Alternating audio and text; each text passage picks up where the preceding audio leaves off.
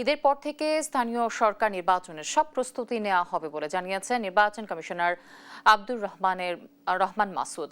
রোববার দুপুরে EC media সেন্টারে reporters forum for election and democracy RFED-র অনুষ্ঠানে তিনি বলেন, সারা বছর ধরে নির্বাচন হবে, ঈদের পর নেওয়া হবে স্থানীয় সরকার নির্বাচনের প্রস্তুতি। স্থানীয় সরকার পর্যায়ে দলীয় প্রতীক থাকবে কিনা সেটি সংসদে সিদ্ধান্ত হবে বলেও জানান তিনি। এদিকে 2 মার্চের পরিবর্তে 1 মার্চ জাতীয় ভোটার দিবস নির্ধারণে মন্ত্রিপরিষদের চিঠি দিয়েছে নির্বাচন কমিশন। ইসির সিনিয়র সচিব আক্তার আহমেদ জানান, 2 মার্চের পরিবর্তে 1 মার্চ জাতীয় ভোটার দিবস নির্ধারণের জন্য চিঠি দেওয়া হয়েছে।